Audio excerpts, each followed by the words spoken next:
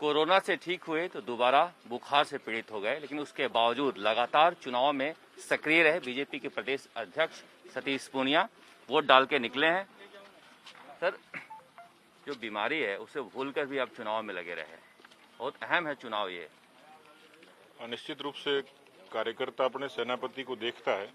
मेरे लिए मुश्किल तो था, कोरोना से लड़ने के बाद में एकदम चुनाव आए, बैठ नहीं सकता था, लेकिन उसका नतीजा ये हुआ कि जितना मूवमेंट हुआ, एक्सपोजर हुआ, एग्जर्शन हुआ, उसके कारण तकलीफ तो हुई, लेकिन मैं संतोष भी व्यक्त कर सकता हूं कि कार्यकर्ताओं ने अथक मेहनत करी है। सत्ता के खिलाफ भी लड़े हैं, उनकी नीतियों के खिलाफ भी लड़े, मशीनरी के खिलाफ भी लड़े, और इसलिए मुझे पूरा भरोसा है कि जिस तरीके से शहरी मतदाता, आमतौर पर वैसे तो बीजेपी का परंपरागत कहा जाता है और कांग्रेस ने ये इन प्रकार कोशिश की है, चाहे डिलिमिटेशन के नाम पे की हो, पर मुझे पूरा भरोसा है कि शहरों की जनता एक बार फिर से बीजेपी के साथ मजबूती से खड़ी होगी। यही बात इसलिए कही जा रही है कि ये जो 3 चरण हो रहे हैं, इसमें माना जा रहा है कि बीजेपी का स्ट्रांग होल्ड है। और पिछली बार अगर जयपुर ग्रेटर निगम को देखें तो 39 में से केवल 8 सीटें जीत पाई थी कांग्रेस। तो आप लोगों को इस चरण से ज्यादा उम्मीदें हैं? हाँ, देखिए, भौगोलिक और सामाजिक रूप से किसी भी क्षेत्र का एक आकलन होता है, मैं उससे इनकार नहीं करता हूँ। जिस तरीके से कांग्रेस पार्टी अपीजमेंट के नाम पे एक बिरादरी विशेष के प्रति आसक्त होती है और वो कहते हैं कि हमारा वोट बैंक है, लेकिन मैंने देखने में आया कि पहले हम लोग माइनॉरिटी के वार्ड में कैंडिडेट नहीं होते थे और आज हम 17 कैंडिडेट लड़ा रहे हैं।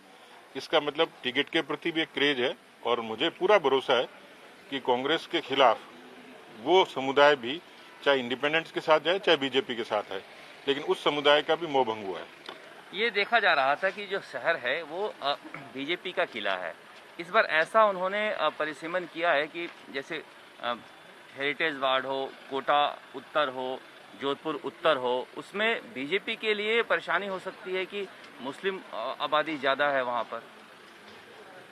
ये बात सही है, वार्ड छोटे की है और वार्डों में भी जाति, पंथ, मजहब इस आधार पर डिवाइड करने की कोशिश हुई है, उसमें सफल भी हुए हैं। लेकिन मुझे लगता है कि जो कैंडिडेट कांग्रेस के खड़े होंगे उसके बजाय बहुत सारे इंडिपेंडेंट्स भी कांग्रेस के खिलाफ जीतेंगे, इसलिए कांग्रेस की ये साजिश तो सफल नहीं होगी।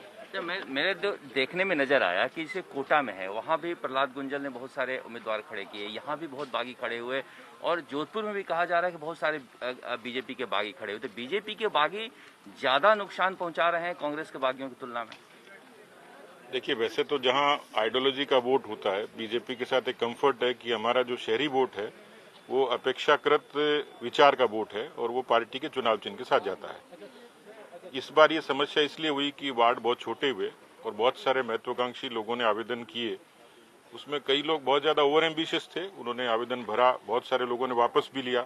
70-80% लोग ऐसे थे जिन्होंने विड्रॉ किया है। फिर भी कुछ लोग मैदान में थे, अच्छे खासे से लोग ऐसे थे जो दिखते हुए लोग थे।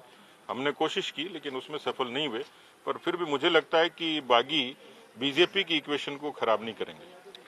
जब ये जो रिजल्ट नतीजे आएंगे, तो नतीजे आने से पहले या नतीजे आने के बाद आप लोग कोशिश कर रहे हैं कि इनको अलग होटल में रखने के लिए?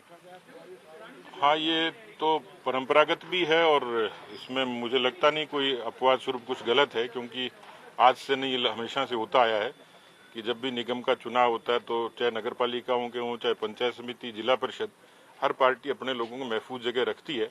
उसके अनेक कारण होते हैं। इस बार देखा गया कि जो राज्य सरकार के मंत्री हैं, वो चाहे विधायक हैं, बहुत ज्यादा सक्रिय दिखे। आपको लग रहा है कांग्रेस के अंदरूनी झगड़े की वजह से भी कांग्रेस काफी सक्रिय दिख रही है?